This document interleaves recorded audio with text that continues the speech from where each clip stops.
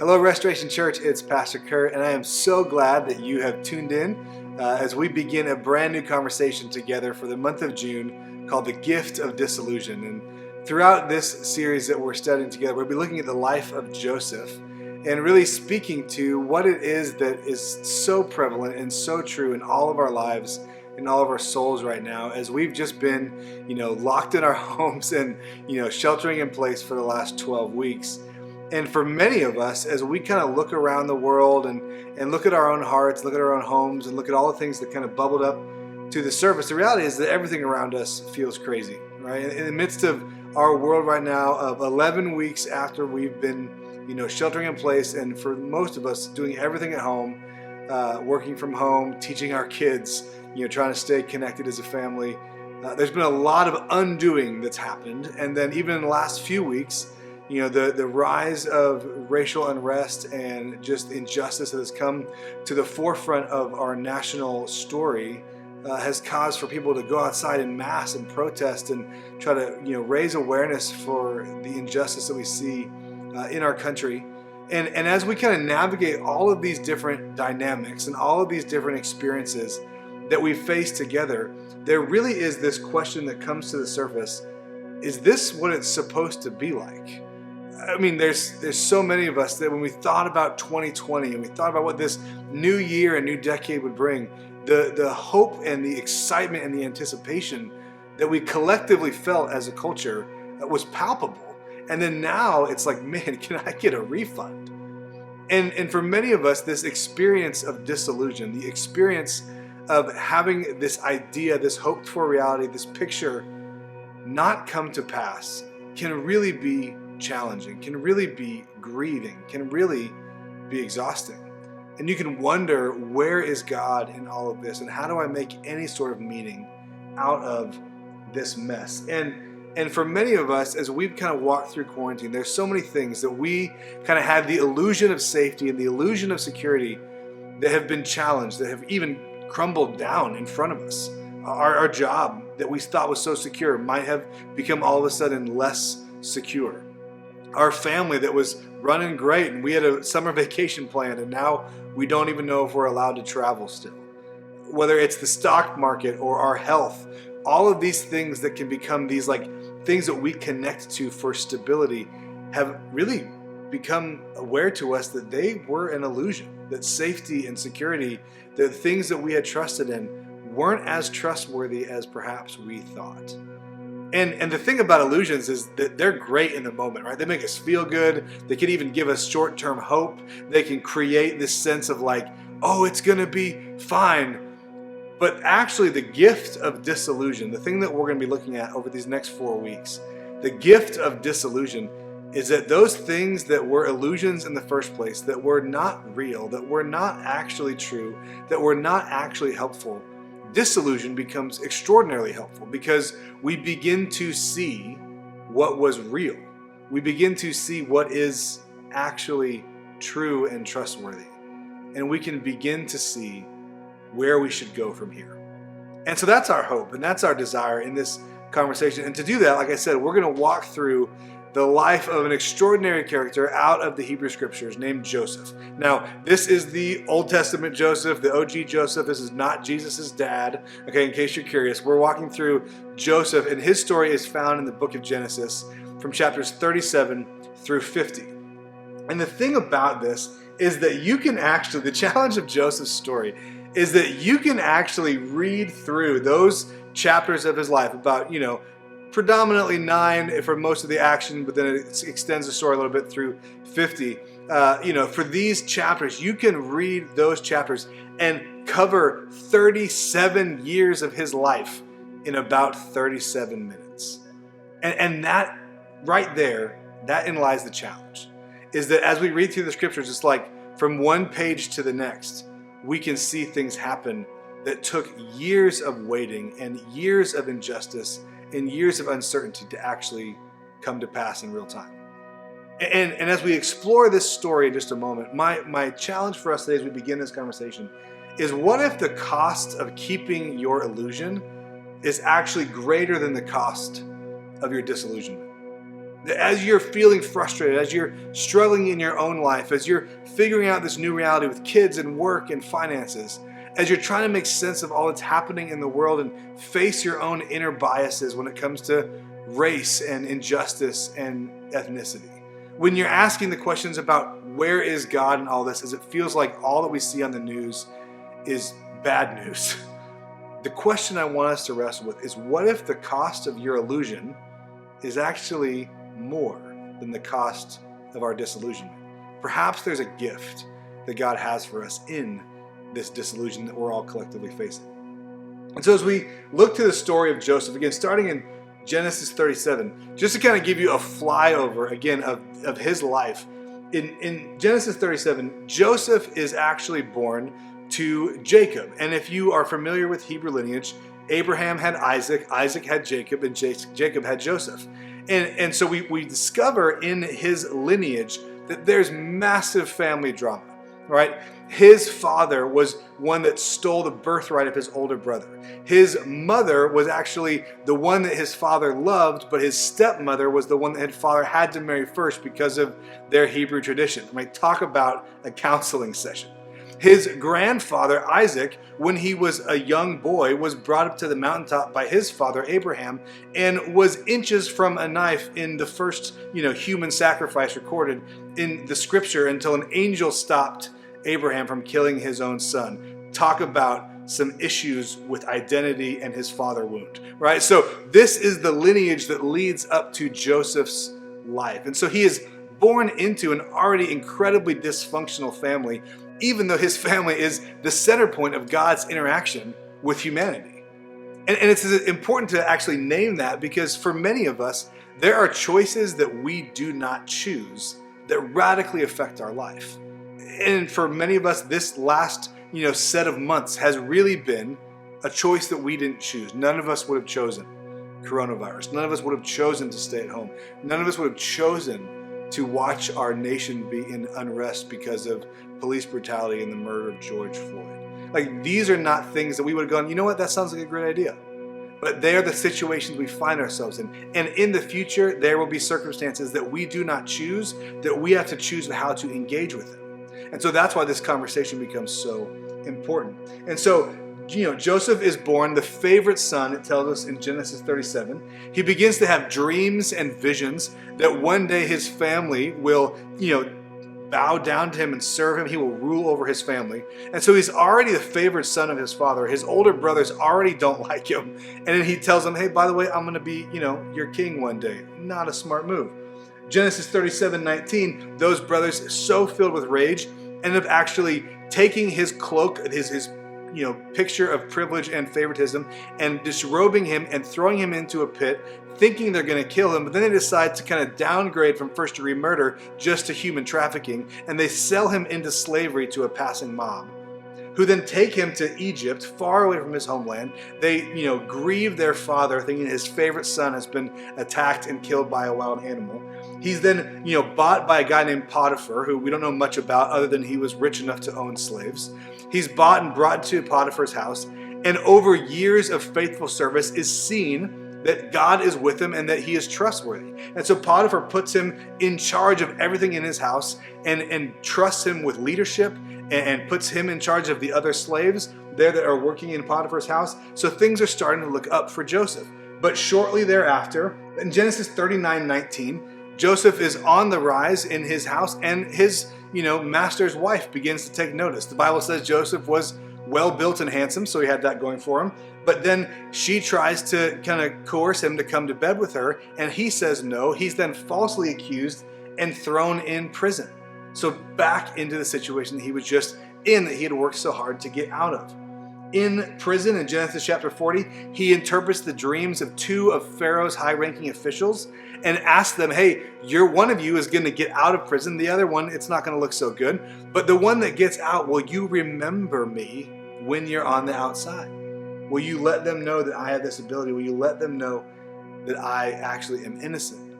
And in Genesis 41, it says 2 years later, right, waiting 2 more years in prison, finally, Pharaoh has a dream, and Joseph is released and brought into the palace of Egypt to interpret the king's dream.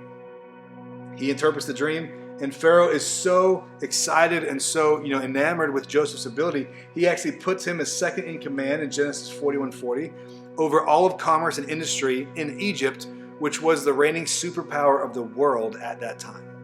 So you can watch Joseph's life, and it's this radical emotional roller coaster that just when he thinks things are going to be going well, just when he thinks he has his big break, the roof, caves in on him. The floor falls out from under him, and he goes back to where he was. And he has this, this experience that so many of us have had over these last months, where we think it's going to get better, but then nope, it's a couple more weeks. We think we're going to be able to go to do this, but we can't still. And we're watching all these things, and we can get so easily disillusioned in our life when things that we thought were supposed to happen right away take much longer or seem to take a different path than we expected.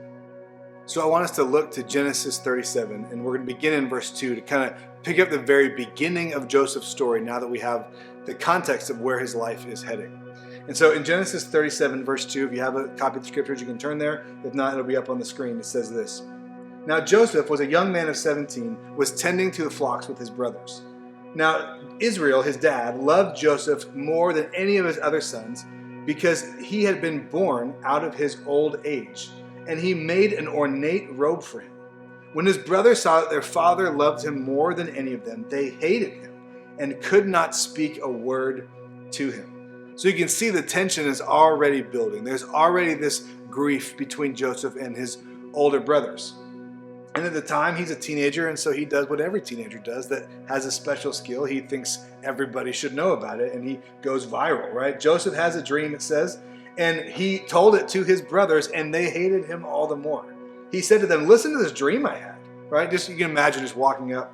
Listen to this dream I had. We were binding sheaves of grain out in the field when suddenly my sheaf rose and stood upright while your sheaf gathered around, and they bowed down to mine. And his brother said, that sounds awesome. Let's start a Kickstarter. I'd love to support your new endeavor. No, that's not what they said. Like any of us, they were frustrated, and they asked him, do you, our younger brother, intend to reign over us? Will you actually rule us? And they hated him all the more because of his dream and for what he had said. And then it goes on, he says he has another dream. And he told it to his brothers. He's a little dense. He's good looking, but a little dumb. He says, listen, I had another dream, and this time even the sun and the moon and 11 stars were bowing down to me. Now here's the thing. If you have 11 older brothers and you're the youngest, I wouldn't necessarily tell them that you're eventually going to rule over them, because they might beat you up right then in the moment, which is exactly what happens. When he told his brothers and even his father this dream, his father actually rebuked him and says, what is this dream you had? Will your mother and I and your brothers actually come and bow down to you on the ground? Now look, you might be my favorite son, Joseph, but let's be real. We're still going to follow the natural order of our family. And so his brothers were so jealous of him. But it says in verse 11, his father kept this in mind, because remember, his father Jacob has had dreams of his own that led to actually his family. And his father before that, and his father before that. Abraham's dream that started the Jewish nation had a dream that even though they were childless in their 90s, God had told him, you're going to have this vision, and you're going to have these children that are going to outnumber the grains of sand on the seashore and the stars in the sky. That actually came to pass. Joseph is living in the fruition of those former dreams. And so Jacob hears his son's dream. And even though he kind of says, hey, that's a little far, buddy, he keeps it in mind. And again, life continues for Joseph. And Joseph does in this moment what so many of us do, and that is that we think when a vision is given, it's for the time that it's given. But that might not be how things work. It may be given when it's needed, but it may not be realized until much later. And for many of us, especially in this time where things are so difficult and so challenging and so unprecedented, that our natural order of life has been so disrupted, many of us can think, oh, this idea I had for 2020, this plan I had for our family in the summer, how I thought my business would go by now, how I thought I would be experiencing God, and the New Year's resolution I made to kind of go back to church, and that lasted for about 2 months before it was illegal, right? All these things that happen in our life, we can make all of these plans, and when they don't go our way, immediately disillusion can sink in. We can have disillusion far beyond just 2020 and COVID-19 and all that stuff. You can have disillusion about your place in the world, your identity. You might be in a job that now you're more grateful than ever, perhaps, that you have that job, but it's not a job you love. You can be disillusioned about your work. You can be disillusioned about school and your education and where you want to pursue. You can be disillusioned about your relationship status, and maybe you're married and it's just your marriage isn't turning out the way that you had thought. Maybe you're wanting to get married and you're disillusioned that God hasn't answered that long-standing prayer for you. We can be disillusioned about the economy. We can be disillusioned about our own finances. We can be disillusioned about how God is moving in our life spiritually. We can be disillusioned about pain we feel or a diagnosis that is out of our control. We can be disillusioned by so much. We can even be disillusioned about church. We can even be disillusioned about what this thing is supposed to be like. For many of us, this disruption over the last few months has really brought to the surface what it is that we thought church was supposed to be. And in some ways, this has made church much more of a spectator sport than ever before, and yet at the same time challenged us in our soul that spectating is not what we were designed for. I was reading an article a couple weeks ago that said that actually the church in Syria has actually flourished throughout this kind of stay-at-home pandemic that we're experiencing, because they were already persecuted and they were already set up to be built for this kind of community where you were at home and you weren't really out going to public gatherings worshiping Jesus, but you knew how to meet the needs of the other people that profess Christ. And so as the stay-at-home order came and their city or their country shut down just like ours had, they actually began to thrive because they were known for taking care of those that were sick, and the hope that they had, they expressed that in unique ways. The article also said that the church in America, by and large, has really struggled. And perhaps that's been your story. Even as we took our Restoration Church survey about how has this been for you, about half of you said my engagement with God and with church has been about the same. And about a third of you have said, it's really gone down, if I'm honest. And that's to be expected, perhaps.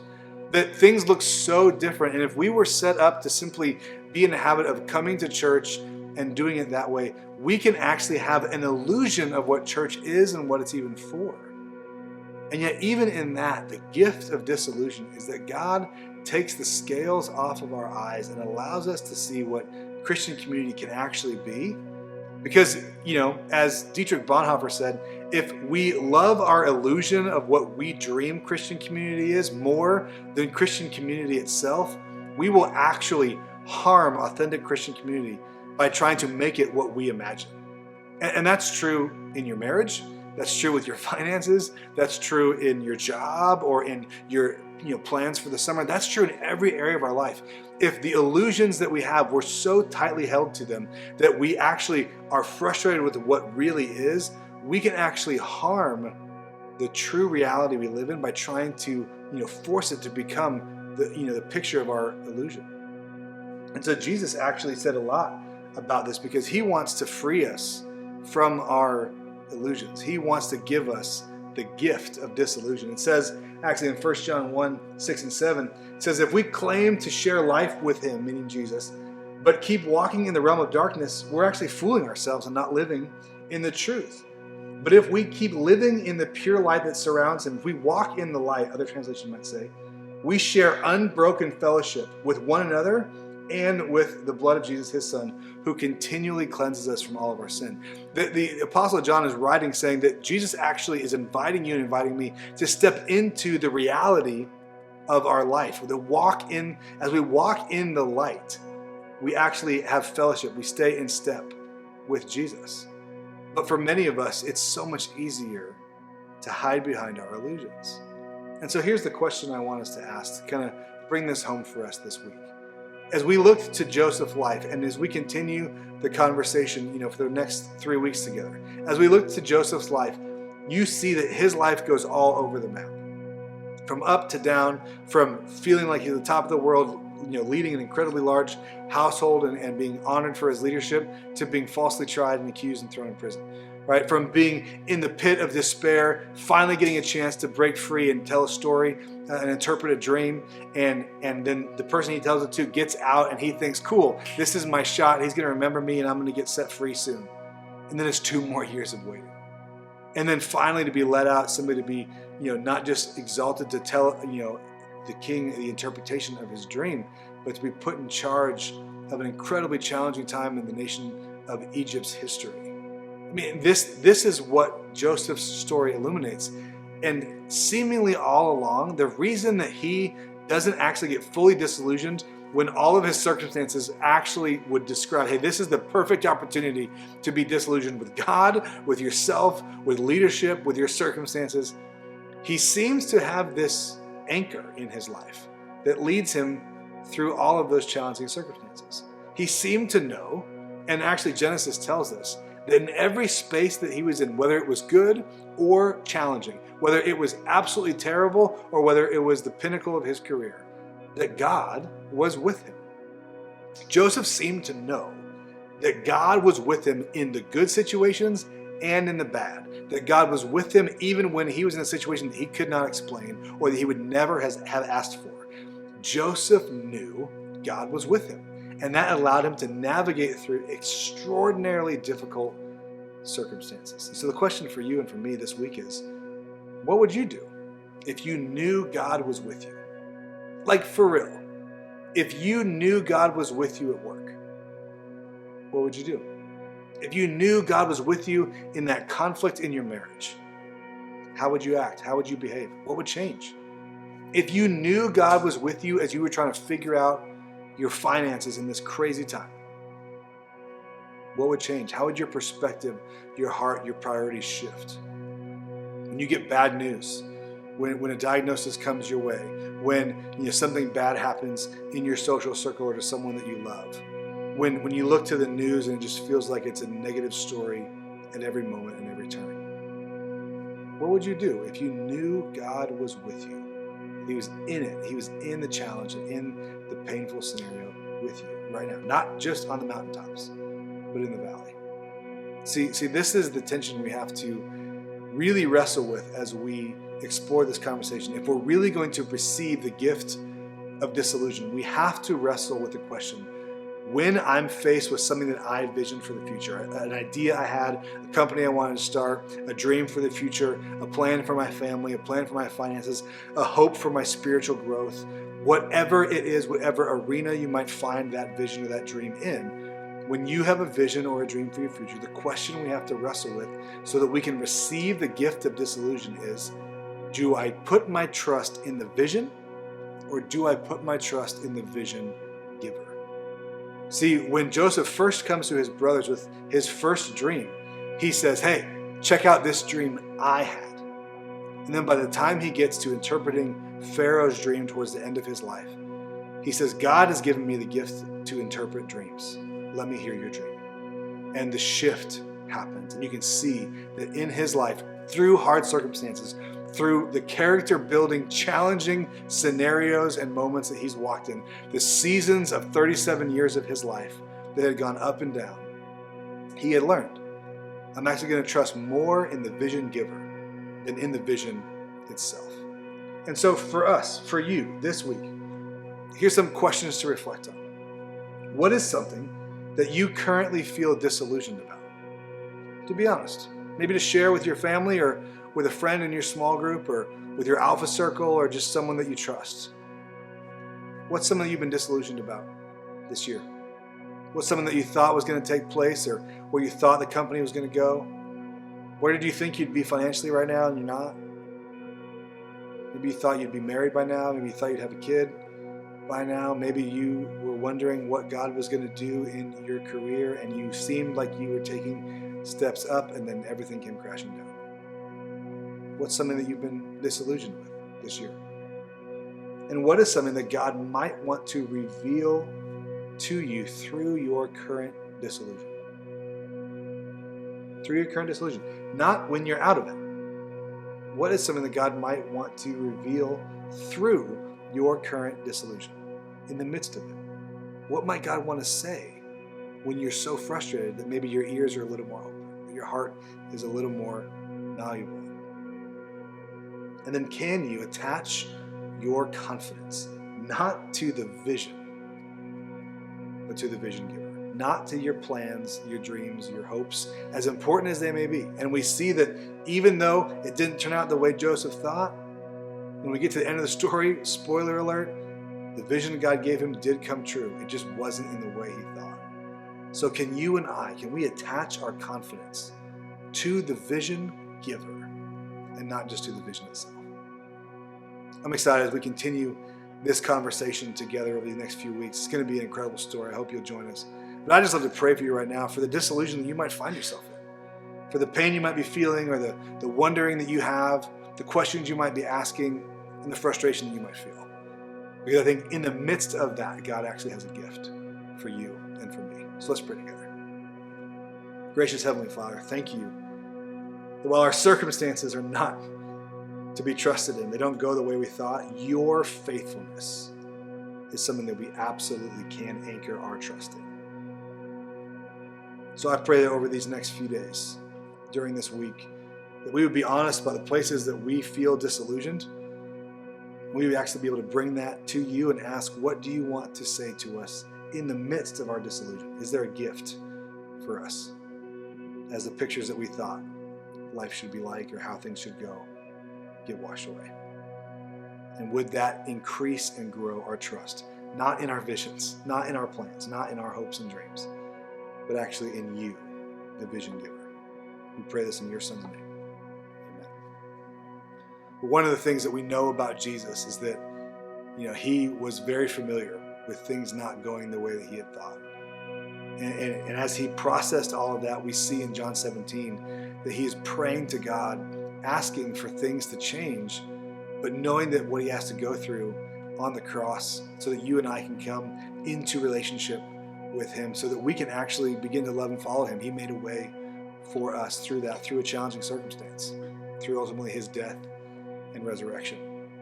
And so today we're going to actually celebrate communion. And so in just a moment, at about 11 o'clock, we're going to have drive-through communion here at the building. We would love to invite you to pack up your family or hop in your car and come over. We're going to have safe social distancing communion. We'd love for you to participate with us. Or you can actually grab some bread or juice or waffles and coffee if you aren't already eating, and just take a moment to celebrate the love that God has for you through the sacrifice of Jesus on the cross, that we can celebrate communion together, either at your home or here at the building. We'd love to see you. Thanks so much for joining us this morning. We're going to continue to worship together with another song before we wrap up our worship gathering this morning. Thanks for being here.